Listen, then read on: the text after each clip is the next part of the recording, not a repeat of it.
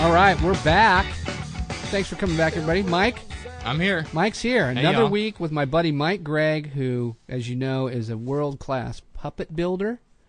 But we're going to talk about my one and only commercial where I did a commercial for a game called Magic the Gathering. It's a trading card game, that kind of Dungeons and Dragons style, but you use these cards that have... So you have all these creatures. Okay, have you ever played it? I know what Magic is, Magic the Gathering. Right, and I'm sure anybody listening to this podcast knows. Yes. Maybe 3 people. Maybe 2 of the 6 listeners do. Oh, really?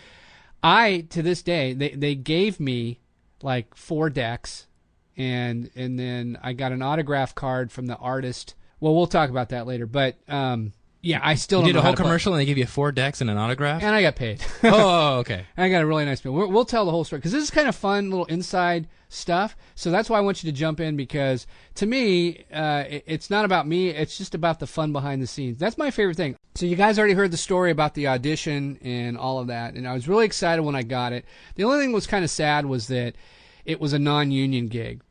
So my whole thing was I wanted to get my Screen Actors Guild card, my SAG card. Anyway, so this commercial for Magic, the first thing I asked when my agent called me, they said, okay, you got the job. I was like, woohoo! And they said how much it paid, and it was... The first thing is, I said, okay, you got to go down and go get your wardrobe fitting. So I go to this one place in West LA, and it's like this small little office that's just filled with just wardrobe.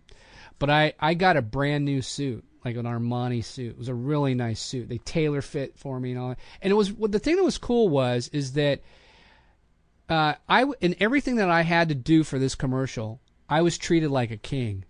I mean, it was really, nice. I was like, wow, that's why I felt like this was going to be huge, because they treat you that way. Now, I'm sure that's what the job is. It's like, okay, treat the guy. Mm-hmm. They could laugh at me and make jokes about me when I leave and go, what an idiot, or whatever they want. But they were really, really nice to me. So I went, because everybody had to get a wardrobe fitting, not just me, but the guys that were the lab technicians and all that. Do you get to keep the suit? No. I don't get to keep it, but it was a really nice suit. I mean, what I'm saying is they put a lot of money. You got to wear it. Yeah, I got to wear it. I'm like, wow, this is a lot of money for this commercial. Must be a huge commercial. Mm-hmm. So got tailored. They were really nice, and they're this looks great on you. And they took pictures, and so that happened. And then I have to report to the set. Now, here's where they shot it. It was shot up outside of Valencia, in an old Lockheed complex. Lockheed made missiles and stuff. It was an old missile silo. Mm-hmm. So when you see the commercial, I'm in the bottom of a missile silo. Awesome. This is not a set. Like it's not like I went to Paramount and there's like a sound stage. It was like, okay, so they call me and you got to be at this place at 8 a.m. And it's like a 2-hour drive. I'm like, where do I got to go? It was Santa Clarita. A missile silo. It was in Santa Clarita. Yeah, it wasn't. Yeah, which is pretty much Valencia for you Southern California people. So, anyways, I got all excited, got up early, listening to Mark and Brian on 95.5 KLOS. Those guys have been around forever. They've been around forever, and I leave the house because I'm early, like at 4:30. Right. I get there at like. The Cold War was still going on by the time you got to the missile silo. I got there at 7. It's still full. I know. I got there at 7. We haven't disarmed yet. Well, what I was told was they were turning that into a sound, like that was going to be turned into a outdoor sound stage. So I got there like at 7, and I'm parking on the street. I don't know where to go. And I'm just, T-shirt and jeans, and I've got my little garment bag. Now, they've got my wardrobe. I just brought a change of clothes because because I was going to be there all day. So I come showing up, and I don't even know. There's just people walking around, and you don't know what's going on. And I go, excuse me. I go, no cell phones. Yeah, I had a cell phone. I think I had my first cell phone then.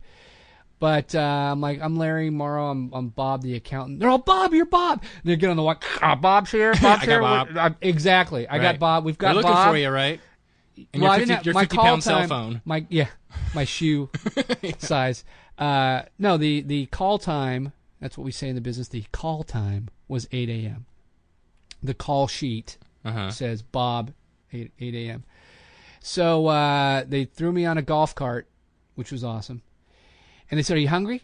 And I'm like, well, yeah. You know, they took me up this hill to this area where they were filming, already had been filming. So the other guys had been there even earlier. Wow. Where these guys had been filming the opening scene of the commercial in the lab. So those guys were probably, because it was indoor and it was lighted and everything. Well, I wasn't outside either in my shoot, but they were probably there like filming early in the morning, like at 6 or something. So they started, because they're trying to, like, it's a budget, limited budget. We need this whole thing done in a day. So everything has to be done in a day. The missile silo was the first clue that the missile silo wasn't a multi-million-dollar project. Exactly. So what happened was they said you want something to eat, and so they got a food cart, food truck, Roach Coach there. Unbelievable food. I mean, this wasn't like I've heard that, actually. I know nothing about showbiz, but I hear they have awesome food. Well, I talked about that on the first extra job I did. Like, I had the same menu as Paul Reiser and Dennis Quaid had, nice. or Randy Quaid had.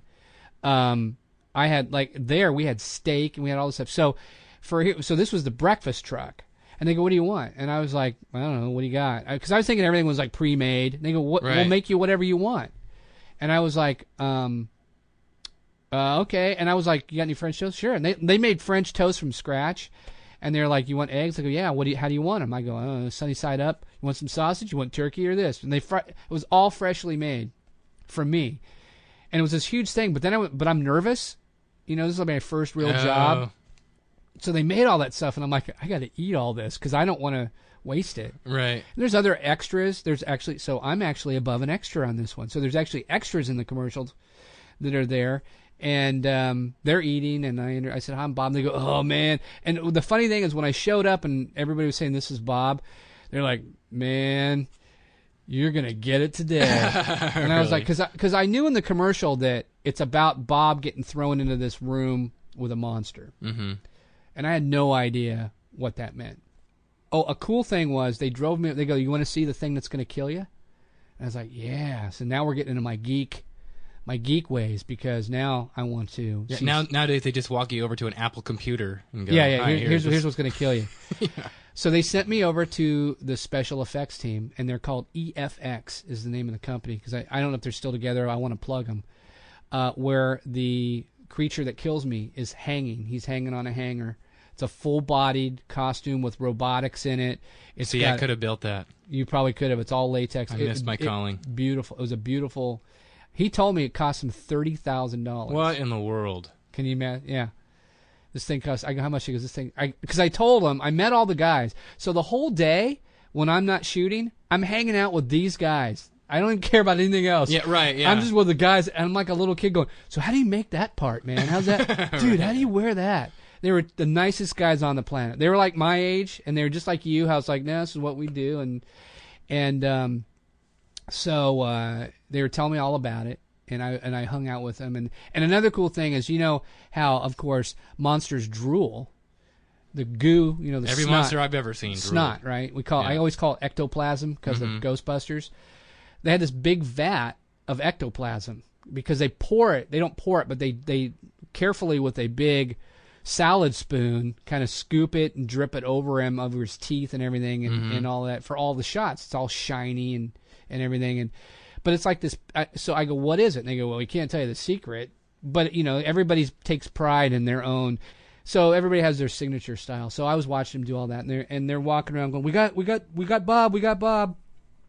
So it's about like 8. Now it's like 8:30. My call time was at 8. And I still don't know what I'm supposed to do. Too much French toast. Well, I was just sitting around at 8. But here's what happened. It's like they told me to get in a wardrobe finally.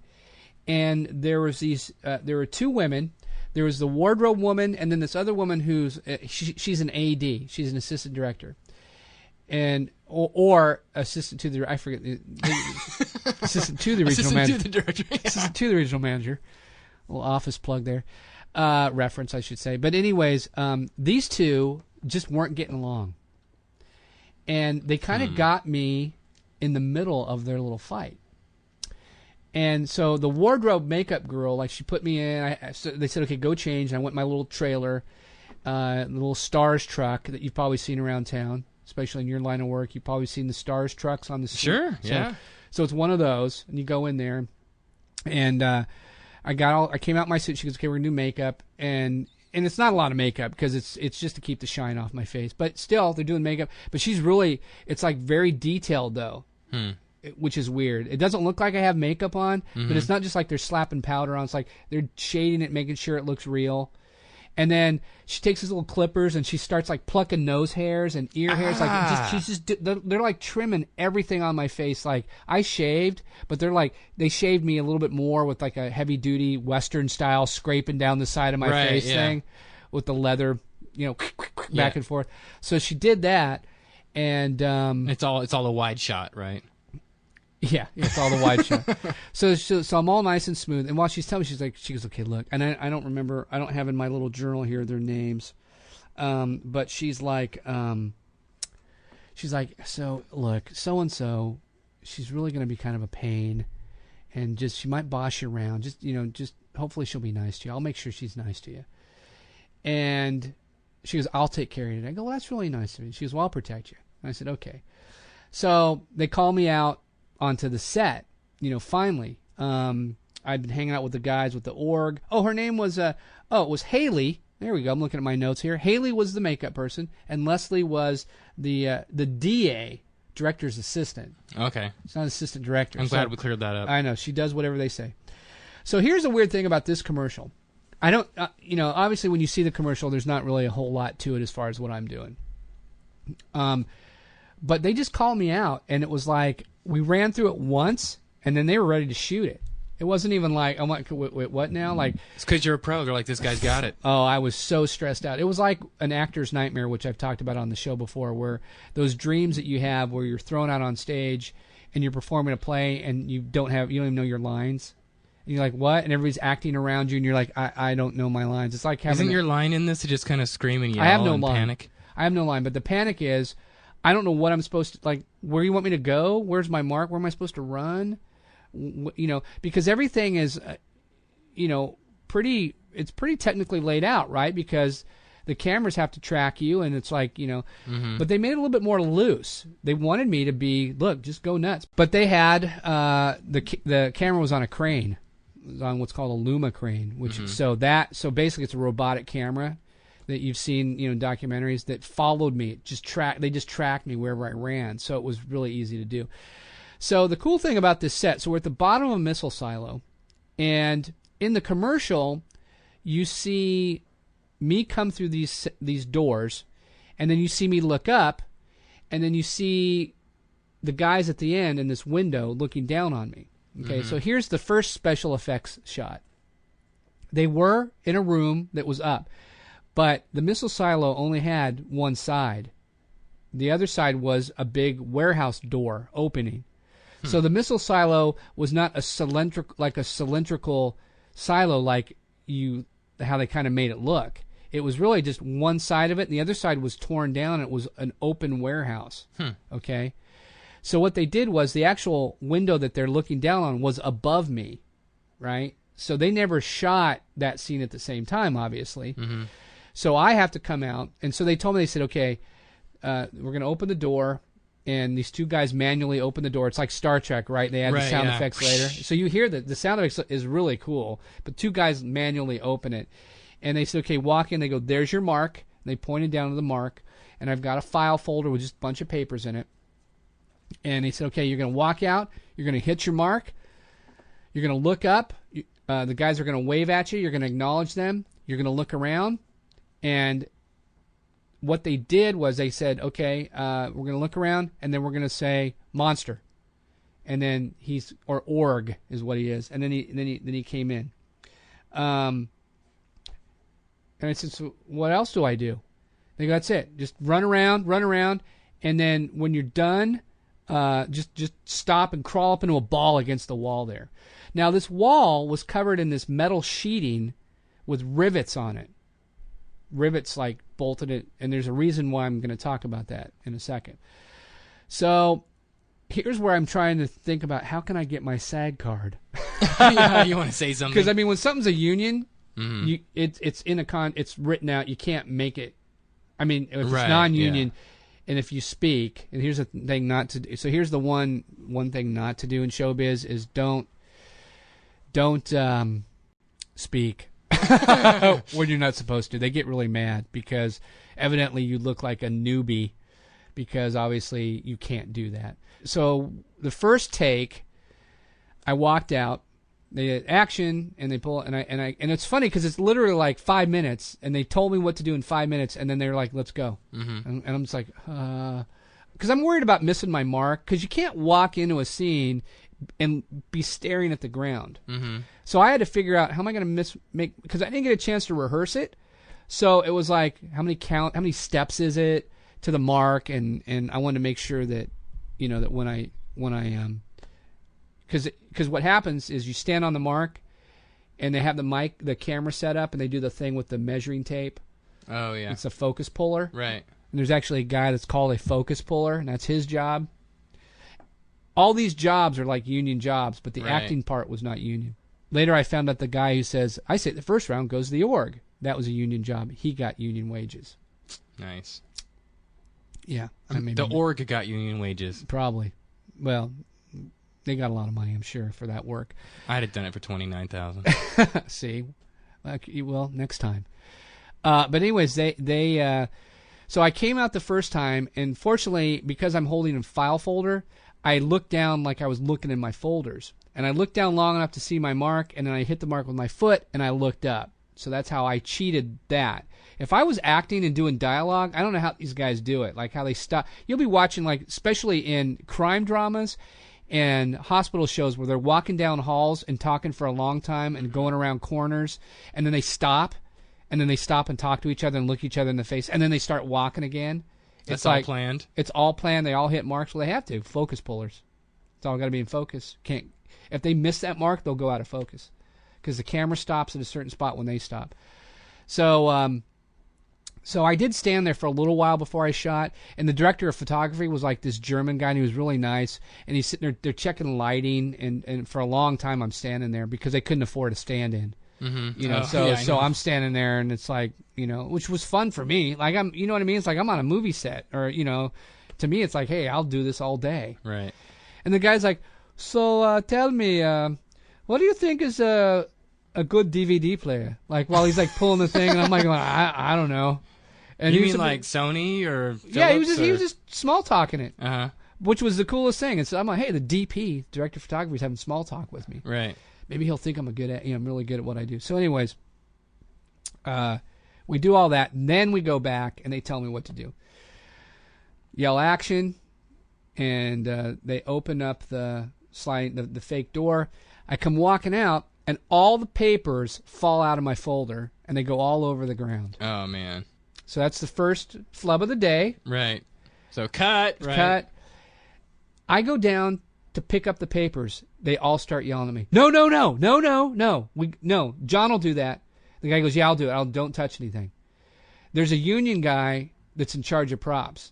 I can't touch that. That's his job. So you can touch it when it's in your hand, but if it falls on the floor, you can't. Yeah, I cannot handle, like, when you're not filming, they are responsible for the props. So two things. That's their job. Uh-huh. So union stuff, you know how it is. Like, you can't take the job away. The other thing is, if I get a paper cut or I hurt myself on anything because I touched it, there's all kinds of lawsuits. Which I would not sue anybody, but you still have to worry about that. So that I thought was really funny. They're like, no, we got it. We got it, Mr. Morrow. It's okay, man. I'm like, I can help you. And I was like, I'll help you guys because I'm like, I made an indie film and everything you do yourself, and it's just like that. I'm like, everything to me was like, you just help each other out. So no wonder movies cost $12 million. I know, because there's a union job for everything. Yeah, exactly. So I'm learning here. You're learning here. I'm learning I should have got a union job with the film industry. I know, that's right. You still can. It's not too late. You have to earn it somehow. So we go now to they reset. So they go back to 1. So back to 1 means reset everything to the beginning. Go back to your first space or first position. So they redress it. I go back behind the thing. The makeup. Haley comes out and does my makeup. She touches my hair. And this was kind of cool. This is all like, you feel really, it's just a neat feeling. Like, I'm showbiz, because they don't do that to extras, right? When they yell cut, extras go sit in the parking lot or in their tent half a mile away when they don't need you. You know, but this was like I was kind of the star, which was fun for that day. Mm-hmm. So anyways, they go to yell action one more time. Now, I wish I could have said it took 30 takes to get the shot done. But remember what I was telling everybody? There was not a lot of time. I mean, these guys were moving fast. There was no rehearsal. I told you, a lot of money was put into the org, like $30,000. And amazing, all the stuff that was great. And so the first take, I come in, the door didn't open right. And that was kind of the icebreaker, and we were all kind of like, okay. Second time I come in, everything fell out of my folders. Remember that? And I remember you saying that. I don't remember you saying the doors didn't work. Well, I forgot. Before, so the very first take, the second take was the folder, all the papers falling out. Right. And the first take the prop was guys. Well, so the first time, so just like Star Trek, these doors that slide out, you hear the like it's the same thing. It's one guy on each side of the door. Wait, they actually have the sound effect when they in the do commercial? It? No. Okay. No, well, yeah. no. But in Star Trek, in Star Trek when these guys are coming on the Enterprise, the original Star Trek, there's a guy on each side pulling the plywood door open, and then you hear the whoosh, that kind of a thing later on in post. Right. Same thing here. Two guys holding this, plywood door that's supposed to look like solid steel. Do the guys go like as they're pulling it out? They really don't want them to do that. So when they're sliding the door open, it got stuck and the doors wobbled and it looked totally. And so they said cut, and I didn't really understand what happened because I was just stressing out. And I'm like, oh, okay, as long as it wasn't me, I didn't care. Right. So we did it again. Second take, papers go everywhere. Prop guys are all, don't touch that, Mr. Morrow. We'll get it for you. The third time I'm coming out, and now I'm sitting there thinking like, okay, I got to find a way to talk. So this is the first. Remember we talked about this is what you don't do. You didn't know that was a newbie move? Well, you're gonna just kind of like try to. Well, I figured if force your way into a SAG card. I know. I wasn't gonna say. Well, you know what? I'll be honest. Somebody told me that I think it was some dumb extra that I worked with, the ones that make a living at it, and I believed them because they do it every day. And they were probably picking on me because I was a newbie. Mm-hmm. But someone had said like, yeah, sometimes if you actually say something and they'll just keep it, and then they have to give you your SAG card because they end up using it. So sometimes you can try to throw a line in there. And I'm like, really? So now I wasn't going to try to say, hey, guys, what's going on? Obviously, I knew that. So here's why I was going to say something. So when Bob walks in, I'm supposed to notice the scientists in the lab, and they actually did different shots of them looking down and waving at me, holding up signs going, go, Bob, go, things like that. Mm-hmm. For me to look at and go, what's going on? And then, of course, the monster comes in. And I'm supposed to look up at them and kind of wave and acknowledge them. So the third take goes, we come in there, and the guy says, okay, look around. And I'm looking around. Now, and then I looked up, and I went like, hey, guys, like that. And then he goes, cut. You can't talk. And I was like, oh, sorry, man, like that. But newbie lame move. Yeah, total lame move. I think that extra was messing with you. Well, yes. Either that or there's a reason why he was a career extra. Yeah, exactly. Career extra because every movie he tries to talk. Yeah. No, but I just thought, I would give it a shot. And so the next time, now we get into it. Now the thing is, I told you that I'm just supposed to run around crazy. And I had said, well, what do you want me to do? He goes, okay, well, just run crazy because we've got the camera. It's on the Luma crane. We're going to follow you. So run around over here, run along the wall, fall down, do whatever you want. We're going to just follow you. So just go nuts. Have fun. But you have to end in this corner over here, all curled up in a ball, and we're going to zoom down on you. And I'm like, okay. So it's like directed chaos. Yeah, exactly. Nice. Now, the wall was this sheet metal that had rivets in it. And he yells action, and I go running, and you've seen the commercial. Basically, I walk in, and then I look around, he goes, monster. Mm-hmm. And then I just scream and just throw the papers, and that's when we're on fire. And I'm just running. Like, I just run until he yells cut. You are very convincing. I've seen the commercial. For a minute, I got scared. I thought there was actually a monster. Wow. In my room. It scared my daughters the first time when they were real little. They said, are you okay? And I said, well, I'm here right now. Did you break your nose when you hit the glass? I'm like, no. I did hurt myself, though. That's another thing we have to do. So I running around, and I ran up to the wall and slammed against the wall like I was trying to get away and tap my way out of it. Mm-hmm. I hit my hand on one of the rivets. Is this a rivet that's left over from the actual missile silo days, no. or I is think this no. This looks pretty new. It looks like part of the prop. Or? It looks like it was part of the wall. I think they lined this section with like a cheap sheet metal, and then they brushed it, so it just kind of looked like it was. It's supposed to look like a chamber, not a missile silo. So it just supposed to look like a chamber, and where there's like with steel walls, so monsters can't get out. So I slam my hand on it, and the rivet slits my finger open. Nice. And I'm still running and everything, and saves the special effects guys. Oh yeah, and then they yell cut, and I'm like, and everybody's, and what's funny is like there's the director, the director of photography, the prop guys, and a makeup person. There's like 6 people there, on the set, so it's not like this big, And then when he yelled cut, there's all this cheering. Like going off like in another room somewhere. What? All the magic people, like all the marketing people, there's like 30 people in this room watching me on a TV, and they're all just cheering. Because you're bleeding, or because no, they don't. Nobody knows I'm bleeding. No, it's just everybody's just cheering. They just thought it was like hysterical, and I am about to die because we're in this chamber with it's all heat and no air. So they had this huge coiled up hose, like picture like just like it's just a giant hose. It's about 3.5 feet in diameter. That's hooked up to this massive fan. Literally, I jumped up and I was beat red, and I thought I was going to pass out.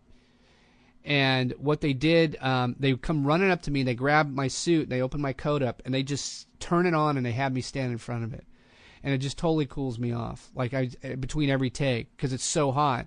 And I'm in a 3-piece suit, and it's like we don't want to wreck this, get it all sweaty and have to wait for it to dry out and everything. Right. But I look at my hand, there's blood running down my hand. Nice. And I'm like, oh man. And they go, what happened? I go, I don't know. And now they panic because it's all about lawsuit. Right. Yeah. Well, I'm like, no, it's okay. I think Say I the my hand org got me. Yeah. I think the org does get me, but not that way. He picks me up and throws me. Evidently, that's how the final ending was. But so they, they cut, and I go, they bandage it up, and it was okay. I had to be careful though because I kept going. So I come back, and they're all, guys back, and we do it again, and we do like 2 or 3 more takes, and every time I'm just like completely exhausted. You're giving it your all, right? I'm just like I think I'm gonna die. That's a pro right there. Exactly. So they cut. They put the fan on me, and then the 2 girls. Let me look up their names here. I bet you. Can you remember their names? Haley and what was her name? Were those the girls that were fighting with each other? Yeah, Haley was one of them, and then the other girl, which I'm trying to look at my little thing assistant here. to the Brenda and director. Haley, and one of them's the director's assistant. And the other one is the makeup and hair girl. And I think I was telling you they were telling me how they don't like each other, and I'll protect you from them. They were kind of doing that, and they were always fighting. And so like when Brenda, whichever one was Brenda, would do my it's hair. Like you're the kid in a divorce or something. Exactly. And they're young girls too. They weren't like, yeah. And Brenda is like doing my hair, and then Haley goes, oh yeah. I don't remember what she said, but it was really kind of funny. I'm like, wow, these girls really. I wonder how many shows they work on together where they're just always fighting like this. They don't fight with each other. They just badmouth each other. And I'm like, I just was feeling uncomfortable because Haley'd go, oh, did she do your makeup? Well, I'm the one that's drying your suit off. So just remember that, It's like being catty by proxy or something. Yeah, and I was just like going, I'm like, okay. I'm like, like, no, you guys are awesome because like I said, I felt like a huge celebrity. Right. And any type of fuss over me was a big deal. I was like, woohoo! So we do it a bunch of times, and then they go, okay, we're going to break for lunch in a second. When we come back from lunch, you're going to do the trampoline stuff. So the stunt coordinator's here, and we're going to do the trampoline. And I'm like, what? Yeah, explain to me again. What is it I need to do? You're looking at the and fine they go, print on your contract. Well, here's the thing. So the guys looking down the window at me were literally up like 20 feet. They were in they built this facade where they actually went up these little stairs, and it looks like, so they're like 20 feet above me looking down on me. Their idea was I was going to jump on this massive trampoline and jump up in the air Like they're going to drop me like 10 feet onto this trampoline. I was going to jump up super high and smash myself into the glass. Mm-hmm. And I never even met the stunt coordinator because he ended up leaving. He just said, no, you cannot do anything like that. He goes, even a professional stuntman on a trampoline, you can't just do that. I mean, it's dangerous. A stuntman can do it, and you don't have a stuntman here. And he cannot do it. So then they told him to leave, and they're like, "Oh, hey, we got this thing for you to do. Don't worry about it." No. He left, and they got rid of the trampoline. So they don't know how they're going to end this commercial. So it wasn't they were just getting rid of the naysayer. It sounds like it's what it sounded like. But here's the thing: all that happened during lunch. So before lunch, here's where they're laying on me. You might owe that guy your life. You got to find that stunt coordinator. I might. And say, shake his hand or something. It'd be nice to get something back. But I was going to do this stunt after lunch, I was thinking. Mm-hmm. And I had been running around in this chamber in a suit for just about an hour. Well, you're already bleeding. I'm already bleeding. I'm running around for an hour.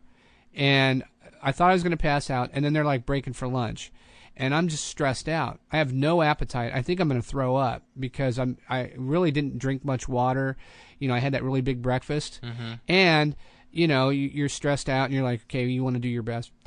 So here's the bummer: the great food truck, the chefs that made the breakfast, also did lunch. Mm-hmm. That's a bummer. Yes, because it was prime rib and lobster. These guys made a feast for us that was just amazing, amazing food, and I didn't eat one bite of it because I was on the verge of throwing up. So during the lunch break, everybody goes out and they're sitting at the benches, and the truck is cooking them this great meal, and they go, "Where's Larry at?"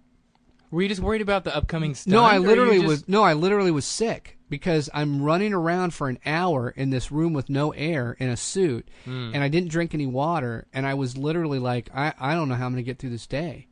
And so you're losing red blood cells on top of that. Is that and I'm bleeding to death? I guess. I don't know. So I think when you tell the story next time, you should be bleeding to death. Okay. You got to ham it up a little bit. I know. But I was wiped out, and I'm sitting outside with them while they're eating. They go, "You're not going to eat, Larry?" I go, "No, I don't know. I got to do this big stunt, and I don't know what." And I was really stressed out and not feeling good. So they go back, and after the lunch break, they go, "Okay, we're going to actually skip that right now, and we're going to shoot the org." So this is kind of a cool thing. In the commercial, the same door that he walks through is the same door I come through. But the way it looks is like we're across from each other. Because they shot it at a different angle, and they redressed it. So his door had different lighting on it. They had these skulls and broken bones and like body parts flung all over the, not too graphic, but they had them where it could pass on a commercial. And they had them all over the ground, and it was lit different, and they shot at a different angle so that when he walks in, it looks like he's like 10 feet tall. When he really was, the whole suit, like if I stood next to it, we were about the same height. Really? Yeah, it wasn't like this massive 8-foot tall suit. The guy in it was shorter than me, and his name is Joel. And I had said that the company was called EFX, and that's the sound effects production house I used to intern at. They were called XFX, and the reason I wanted to say that is because if they're still around, you guys should look them up because they probably have the org on display, because that was like one of their greatest pieces of work was the org to them for what they did. But anyways, pretty awesome. You could have worked there. I missed my calling. I know. What can I say? Yeah, you did. And so they said, we're going to shoot him now. So this guy is like in a Lycra jumpsuit because he's got to stay slick because he's inside of this suit that's like hot and sticky, and if he rubs against it, he's going to break out. And because they don't make these costumes like form-fitting and comfortable. The inside is just gross latex, whatever. There's not like the puppet you built for me that has that nice smooth lining in it. These things are That's just right, like nice foam. Yeah, that's just whatever, and it's stinky in there. So he gets in it. He's got a headband on with what's called a lipstick camera, right? So a lipstick camera is they have the camera in the mouth of the org, and then he's got these goggles on that sees through the camera in the mouth of the org.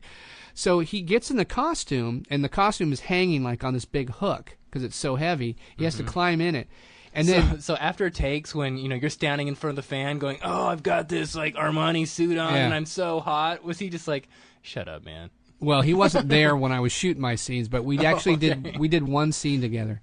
I'm picturing you guys like comparing discomfort levels, and he's like, "Whatever." He probably was, but the thing is, though, I had the way I looked was not good. So it was like, I was beet red, completely sweaty and soaked, and I can't look that way at each take. So they had to make sure I was totally back to normal. They don't care about you on the inside of the suit as long as you don't die. So he gets inside this big org costume, and they have to literally, so it opens up down the middle of the chest. And he gets inside, and they have to glue him back in. So the chest gets glued back together. It's not like a zipper. So he's glued inside of this thing. I'm getting claustrophobic. Oh, dude, I was watching him, and I was hanging out. I told you I was a geek with all that stuff, so I hung out with them that whole shoot of just him because it was fascinating to me. And he's got all these cables coming out of like the back end of him, because these guys are doing cable work to make his nose curl and his eyes roll, and open his mouth and stuff, because he's just walking in it and flailing his arms around. He's not doing anything with his face. He's just trying to make sure he doesn't trip and fall. So they redress the whole set, and I'm standing there alongside the camera, and then they yell action, and they had some problems with the door again. I think they'd get it right. And they did it again, and he comes walking out, and the cables were too tight, and so he got all tangled up, and they had to run and grab him before he fell over. Right. Now, your point about me being, shooting the fan on me, every time they yelled cut, they had to run over to him and rip the chest open on it, and like all the glue work, just rip it, and would tear the latex, and they would just stick that whole hose like inside the org and just crank the fan on him so he wouldn't die. I mean, it was literally like they one of them said, one of the effects guys, he goes, "Oh no, literally he could die in that." He goes, "There's no air in there. He's got about a minute to shoot, and we have to get him out of that." There's not. It's amazing. That seems like a design flaw somewhere. Well, if it's because it was built for one thing. Yeah. It wasn't built to be like killing its operator, apparently. Well, yeah. It was. We're gonna glue you inside this. This is torture. That just sounds wrong. That would be that's a good. There's torture. something comforting about a zipper. You know what I mean? Like, yeah, there's no zipper. It was all glued in. So he the first time it's fine. Or he starts to fall over. Then he finally does it, and everybody's good and happy. And then they said, "Okay, now we're going to shoot a close-up of you and him before you do your stunt, or before you do your other thing." And I said, "Okay, what do you want me to do?" And they said, "Well, go back to that spot that you curled down in the corner, and he's going to come up and he's going to come grab you or come towards the camera." So this was kind of fun. Remember that ectoplasm, that snot I told you they were stirring up? Well, they used that on him whenever he opened his mouth, so it would drip off his teeth. So they called me in, they lit the scene up, and once again they couldn't afford stand-ins, so I had to be my own stand-in. So I'm in the suit and I'm sitting here in this corner with all these lights on me while they're adjusting it, and it's killer hot, and you're just sitting there. And poor Joel, he is in the org suit, and they've got a guy. So I'm curled up. I'm trying to pick you at the very end of the commercial. You see me in a corner screaming, going, "No, no!" And I'm holding a piece of paper up. Well, that was the shot of me just by myself. The shot with him and I never made it. Oh, so why not? They just didn't need it. Huh. It was like you shoot extra stuff and hope that you, in case you need it later, for whatever reason. So they had me curl up, and then they had him. The shot was going to be him leaning over me with his mouth dripping on me, all the snot. Oh, nice. But they had to get one of the effects guys to lay right by my leg and literally hold Joel up. So they had Joel. They had another guy like holding onto the costume from behind so he wouldn't fall over. And all they did was have him lean into me. He didn't even like do anything. And I was thinking, like, why even have anybody in the suit? Just hold the suit up. Probably union rules. I'll bet you that's what it is. We have to have the guy in the suit. I'll bet you. Yeah. Well, he's a special effects guy, so I don't know if he was. Excuse me. I don't know if he was a part of that. So he was leaning over to me, and all of a sudden the guy holding him back slips, and of course, on the ectoplasm, right? No, he slips. He lets go of him, and Joel inside the org suit lands on top of me, and all this ectoplasm's like all over me. Nice. So I say, what would you say? What would your one-line joke be if you got that slime all over you? What would you think the first go-to line is from the movie Ghostbusters? He slimed me. He slimed me. Yeah. So I said, he slimed. I go, he slimed me. Mm-hmm. Now, this is like one of those things, like if De Niro was filming a movie and he said some dumb joke, "Take my wife, please," everybody out of fear that he's going to go nuts because he's Robert De Niro, they all just start laughing. That's funny! Bobby D, that's the funniest thing ever, man! Take my wife, please! Awesome! So I said he's slimy, and then everybody, nobody laughed, but like inside Joel goes, like he laughed inside the suit. Like actual laughter, or yeah, he laughed. I want to like pander to you might be some no, he crazy laughed. actor. He giggled, right? Uh-huh. And everybody started laughing after he laughed because he's suffering, right? Right. And I'm going, somebody Yeah. slimed me, and so it was like a nervous, and everybody started cracking up, and I was like, oh, this would be a good outtake. I wish this was on, never saw the footage, but it was pretty funny. So that was all done. Now they're like, okay, what are we going to do about this trampoline thing?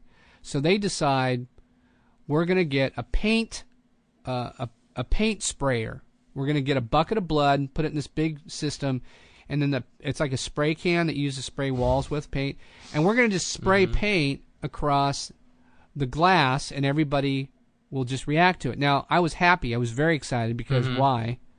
I don't have to do the stunt. Oh, yeah. So I'm like, woo, yeah, it's fine. Paint, awesome. So they do that. So I'm watching him do the shot, and the guy literally had to get up on a cherry picker because, once again, this window's really up like 30 feet. It's not like on the ground, and they're making it look like it's high up.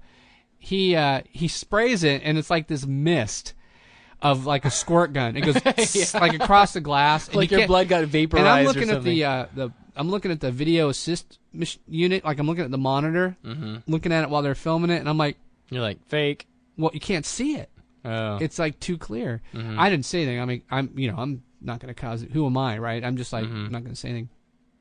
And they're like, that's not working. Hey, Jimmy, take the cover off that thing and just throw the bucket up there.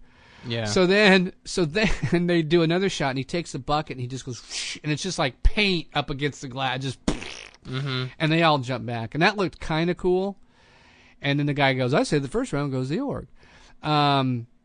So they kind of went with that, and we were pretty much done. They said, well, we're going to have dinner now. So for dinner, the caterer... It's like all you guys do is eat and all stand day, around. dude. All day. It's food, and I was eating all day long. Well, since they were pretty much done, they did do food. They did pizza, and it's called a walk-through dinner, which means it's just we're going to put junk out on a table and just walk by, grab something to eat, and go back to the set. Like, we're not going to sit down, have a dinner break, and sit at a table and talk about stuff. It's like eat, and we got to get back. So they called, and they brought in pizza. So that was just, they brought in pizza. And they came to me, and they said, it's a wrap for you. You're done. And I go, for me? They go, yep, it's a wrap. It's we don't need you anymore. And nice. Were you said, bummed or were you excited? Well, it was like 9 o'clock at night. Remember, I'd been there since 6. So you're done. So I was tired. And they said, let's hear it up for Larry Bob, like that. And everybody was like, wow. And it was really kind of neat. Everybody's applauding. Yeah. Because they needed to keep shooting some extra, the stuff with the scientists doing. I said the first round goes the org. Right. They did that without the blood splatter. They did a bunch of shots. Yeah. And so I was done. Now, during the course of the day, I got to know a couple people pretty well. The two girls, Brenda and the other one, Haley. And then one of the other assistants, he actually is a big comic book collector. So we hung out a lot. And that was during the time that I was just finishing up my comic book obsession. And we were talking comic books. So he was a neat buddy.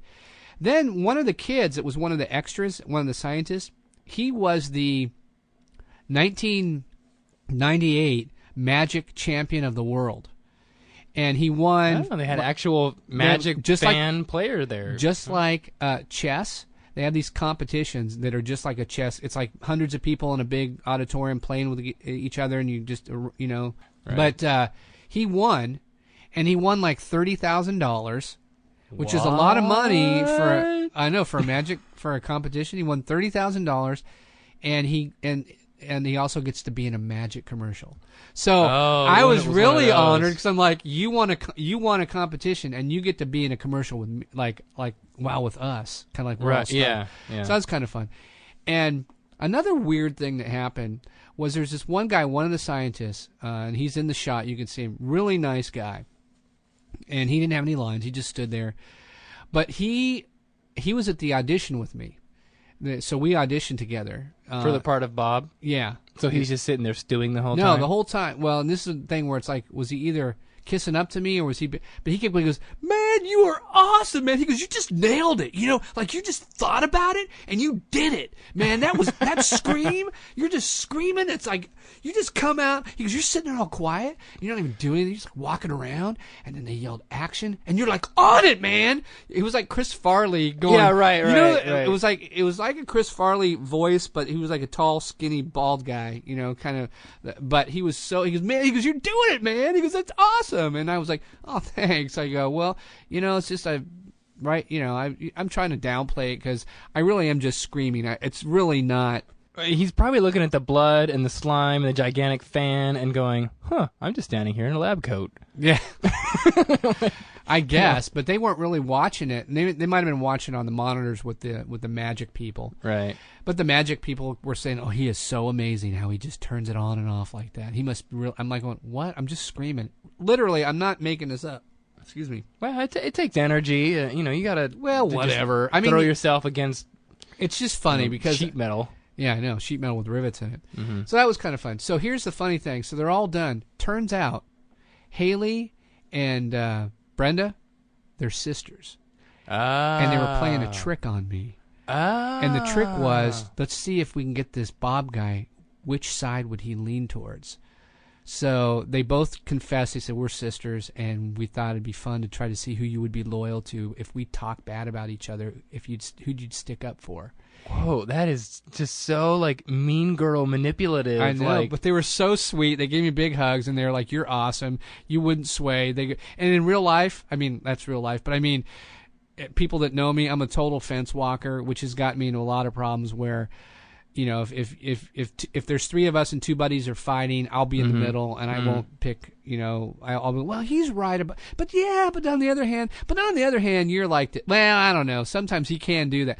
That's how I was with them, right? And they were like, they couldn't make me budge because I said, oh, you're both great, kind of a thing. And so that was the commercial. Hilarious. Okay, so here's the thing with the commercial. I was really excited, I was really pumped up, and it was shot like in October, and it finally aired. They did a test run like 4 months later. I think it was like February, maybe even April. I think so. 6 months later, 5 months later, they finally got it out there. What is a test run like? Is that they had a test audience and they showed it like in the Midwest. And again, the ending was not what they wanted it to be. So the ending was blood splattering. Right. Well, the blood didn't work, so they used animated blood, like computer animated blood, kind of hit the glass. Mm-hmm. Looked pretty good, but it did not test well in the Bible Belt. So it was too violent. Yeah. So now they're like, we're just going to pull it all together. And they're like, well, no. What was it that we needed at the end? They go, well, we needed Bob to get thrown up against the glass. So they go, well, let's just reshoot the ending. How are they going to do that? So this is where the movie magic comes in, where for 1999 standards, I was extremely amazed how they did this. Even when I look at the commercial now, I'll look at it over and over and go, I don't get how they did it. Mm-hmm. So I get a call from them, or from my agent, saying, hey, they want you to come back. They go, the ending's not testing well. It's too violent. And they want you to come back in. They want to reshoot the ending. I go, all right, where do I got to go? And they go, well... Which is funny, because to make it less violent, they're going to throw you up against a glass window. In a comedy way. In a Jerry Lewis fashion. A nice lady with, ow! Hitting the glass. Wow! Monster! So she says, okay, no, you're going to go to Seattle. And I was like, well, why? And they go, well, that's where... you'll love the name of the production company. Long Duty. Nice. I love it. Long Duty Productions. They go, well, they're based out of Seattle. The junior high boy in me is trying not to laugh right now. I know. Yeah. Exactly. They're based out of Seattle, and I think Wizards of the Coast, which makes Magic, they're also from Seattle. Mm-hmm. So they said they're just going to fly you down there. Now, here's the kicker part of it. They're paying me more for this one day of shooting. They're paying me almost 2.5 times as much money. Okay, well, let me the one back up in Seattle. Yeah, to do this retake, it cost them more money for me to go to this thing than it did to shoot the entire day with me. Because of the plane ticket or what? Well, no, they flew me there. They put me in a hotel. Were you first class? No. Business class? No, just coach. And They had a cab. They had a guy in a van come pick me up and take me to my hotel, and then the next day the guy in a van picked me up, took me to the place. So here's what it was. So picked me up. I went there, and then they said, okay, we'll pick you up like at 8 in the morning. I'm like, all right. So they pick me up. They take me there, and it's this building. It's not like a sound stage, and they take me upstairs into this room. It's like a big, empty, huge office space that they've kind of turned into a set. And the only thing that's there is this big, empty room, a big green screen, and a glass window in a wooden frame about the size of the framing in the commercial, right? Mm-hmm. And then underneath it, so it's about 4 feet off the ground, and then underneath it is a jogging trampoline and a mat. And I'm like going, what are they going to have me do? So they go, okay, we couldn't get that Armani. Pilates, it sounds yeah, like. I know. They go, yeah, you would think. And they go, we couldn't get the Armani suit, so we had to get a suit that just matches as best as we can. They had a dummy, and the dummy was all white. Like its face was white. It had and it had this big black head of hair on it, fuzzy hair. Mm-hmm. And it was all white with nothing painted on it, and the hands were white. It was like a big stuffed body. It wasn't even a mannequin. And they put a suit on it, and they took razor blades and they chopped the suit all up. I actually have a picture of me with the dummy. I took a picture. It's pretty fun. And then they took that suit and they did the same thing to the suit that I was wearing, because they obviously didn't want to chop up an Armani suit. Mm-hmm. So they ripped up a suit that I was wearing. And I was like, well, what? I have no idea what you guys are going to do.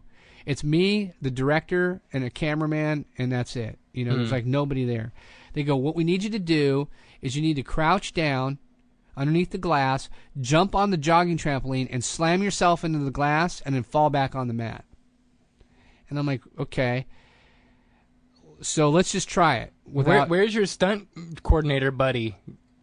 It's funny that you say it. That's a funny thing that you mentioned. No one objecting to this? Well, I was kind of. It sounds dangerous. I was kind of worried. I mean, I know it's just a little tiny, trampoline. Yeah, but I'm jumping into this glass thing and then falling back, right? And so I go, you know what?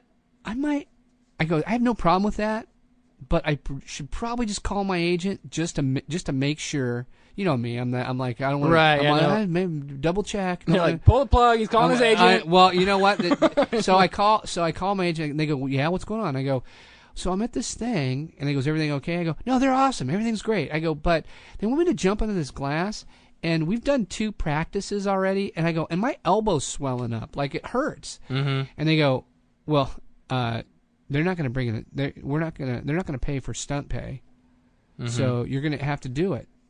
Or they pull it. And they go, are you really in pain? I go, well, I'll be fine. I'll take the hit. But I just want to make sure that on your end that it's okay that I do that. And they go, no, you're fine. Go ahead. Do it. Knock yourself out. Oh, really? Oh, wow. I thought agent be like, oh, no, don't do that. Obviously, they just wanted it done. So, right. I guess. So I suit up, and I took all. Shouldn't your agent call them and say you owe this guy stunt pay or something? No, they because this is because in my eyes it looks like a big deal, but this is just a commercial. Yeah, it's not a movie. You know what I mean? It's like who even knows if the commercial is going to work, right? So they take the toilet paper. I take this toilet paper, and they take it. But I had this idea. I go, I should just. You guys got any Ace bandages? They go, no. There's toilet paper or paper towels in the bathroom. So I get some toilet paper and I wrap it around my elbow and my arm and then put my dress shirt back on, which helped a little bit because what I'm doing is I'm jumping forward and I'm putting my arms out in front of me like Superman. And what's happening is the inside of my arm, the little bone part near your elbow, is hitting the glass. Right. So it was just getting bruised. It wasn't like no one was throwing me into it. I'm just jumping up and I'm falling back. You see the commercial. I mean, that's what I was doing. Yeah. So all it is there's no sound. Oh, actually, there is sound. They did record me going, ugh, like as I was hitting it. So they would always have it quiet, and I would make the sound. And they do it a bunch of times. And then the guy goes, you want to watch it? And I'm watching it, and I was kind of cracking up because it's like, yeah, take after take, bam, bam, bam. Excuse me. I said, well, what's the deal with the dummy? And they go, okay, watch this. So after they were done, they get the dummy, and they moved, they in front of the glass, they took the dummy, somebody got underneath, and they threw the dummy in the air. And just film the dummy falling, like flailing about in the air. But the dummy is all white. Right. It's in a suit, but the head is white. It's got it's got huge black puppet hair on it, like, just crazy Ernie, like Bert and Ernie. It's like Ernie hair. And his hands are big white, like puppet hands. It doesn't even look real. I'm like, what? I don't even get what you're going to do. And so we're all done. I would literally am there from like 8 in the morning till about 4 in the afternoon. I worked 2 hours, probably, total. So I got more pay for the 2 hours of work, like 2.5 times as much than I did one full day on the commercial. It's kooky, right?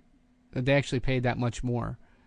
I guess by then they determined that they really wanted the commercial. I guess. I mean, I don't know. I have no idea. I have no idea what I'm talking about. No, you're right on. You know just as much as I do. Since that was my only commercial. It's not like I've done 100 of them and I go, well, this is what happens. So so it was done. I came home. Then when the commercial aired, they had 2 versions. Actually, they had... Oh, really? They had... MTV showed the one with the blood. Oh, really? And then MTV showed the other 2. So there's one with the dummy and there's one with me. So here's the part that's amazing, is that they composited, obviously with the green screen, me jumping into the glass. But...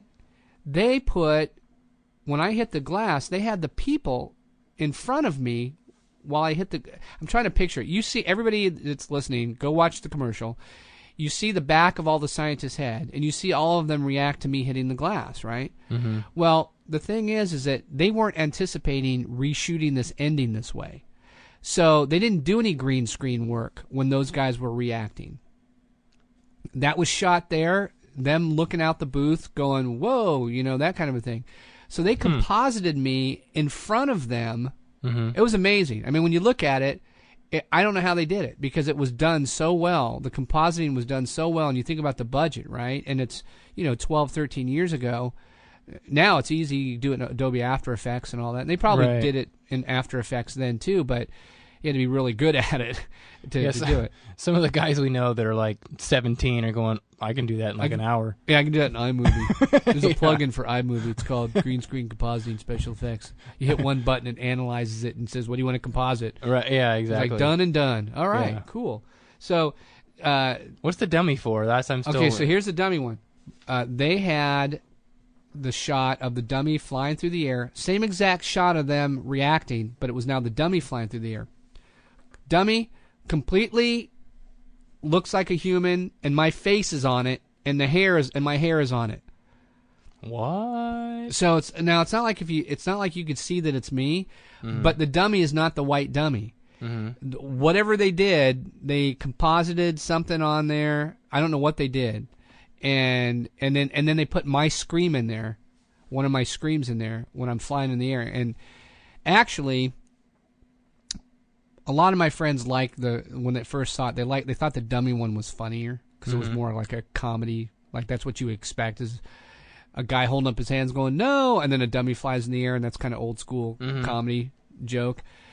More than me getting slammed into the glass because I didn't do anything funny other than hitting the glass going, ugh, and then falling back. So they did the 2. And if you think about the commercial, like the dummy is getting thrown in the air up high above the glass. You think about the shot with me, you see me hit the glass and fall back. If you think about really what happened, I fell like 30 feet to my death. Right. Yeah. So that was the commercial. I mean, that's the whole thing. Now, another cool little anecdote at the end was about a month later, I got another call, and they had said they really like Bob, and they're considering doing a series of like magic commercials with Bob. Like calling Except Bob. they've already killed him off. Like, well, it was like calling Bob from accounting, calling Bob from payroll, calling Bob from human resources. Oh, okay. Yeah. But I would be Bob, a different Bob. Right. Or something like that. I'm like, you got to be kidding me. This is what I've been looking. That's right, what you hope to get, right? Sounds awesome. Well, the thing is, it's still a non-union commercial. But if you get if a deal could have been worked, where it's like, okay, you're gonna, get this many commercials, we'll pay you one big sum. There's a chance to make a good handful of money. Not like a big national commercial, but something good happened to it. Just then, Screen Actors Guild goes on strike. Now, that doesn't affect me because I'm not in the Screen Actors Guild, but it affects every actor because unlike other union jobs in show business, for instance, like in sound effects editing, if you're a sound effects editor, you can do both union and non-union work, right? In the Screen Actors Guild, if you're acting, you're in SAG, I can't be in a non-union movie without some kind of a waiver or permission. You know what I mean? Now, once again, I wasn't in SAG, but when there's a Screen Actors Guild, if anybody makes a movie, and outside of that, where anybody, like I said, they used union people, so they can't. It's called, what do you call it when you cross the union line? Basically, it's the same. Scabs or whatever. Yeah, so they're called scabs.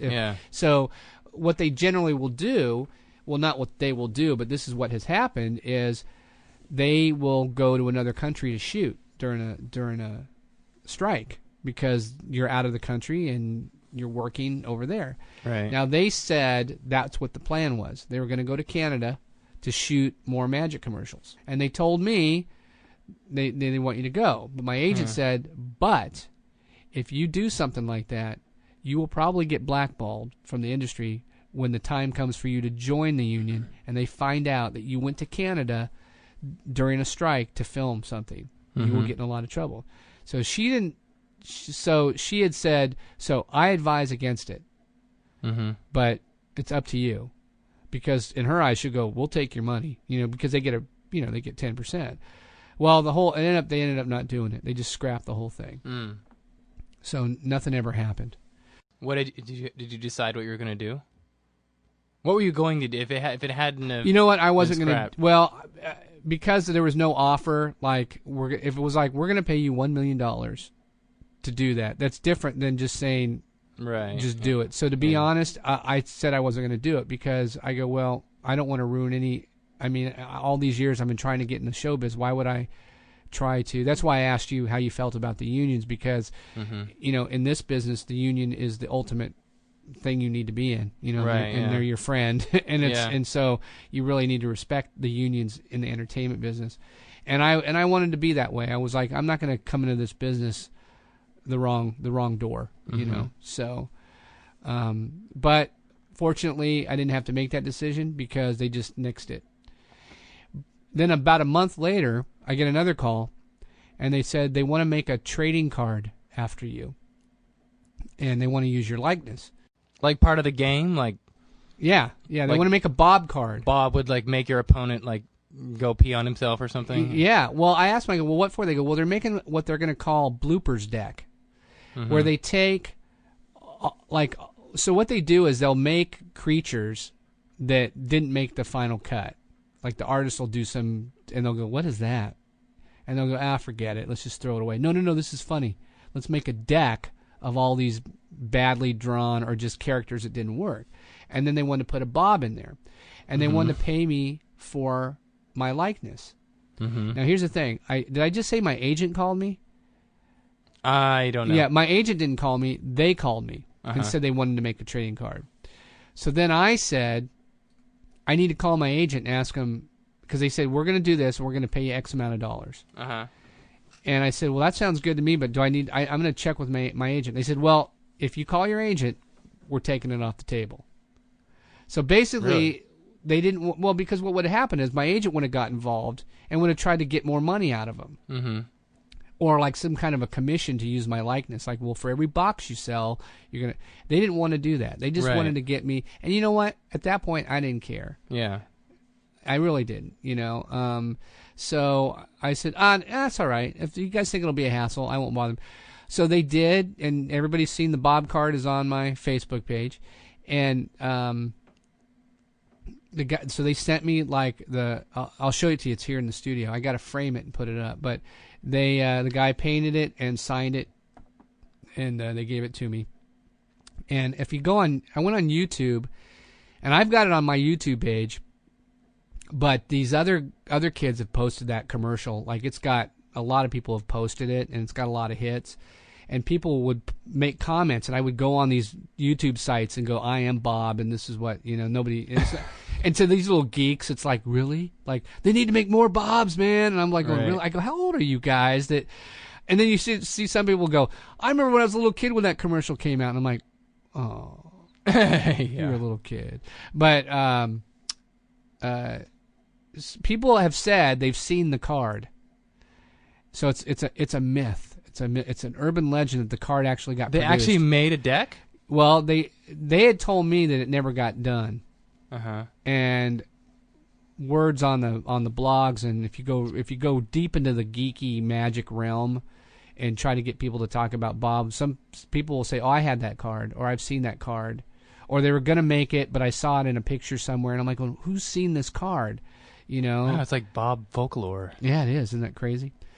And You're like that the was it. Bigfoot of the Magic the Gathering community. I'm the Bigfoot. So that's it, everybody. There you go. That's the story.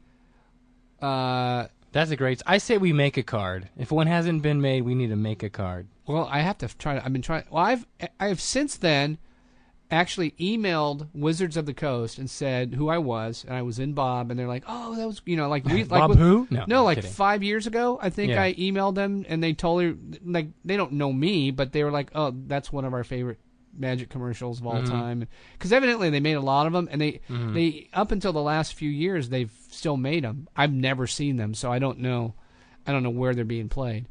But anyways, The Midwest, apparently. yeah, the Midwest.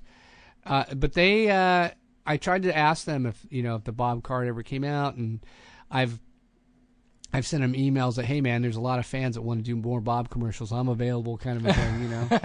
Yeah. It's kind of a fun thing. But yeah, that's it, man. That's all there is to this show with the commercial. Any questions? Any questions, Mike? It's a great story, man. It's good times. I wish something became of it, you know. Please keep listening to the show. Tell your friends about it. That would be way cool. Good job, everybody. That's it. We'll talk to you later. Bye, Mikey. Bye, everyone.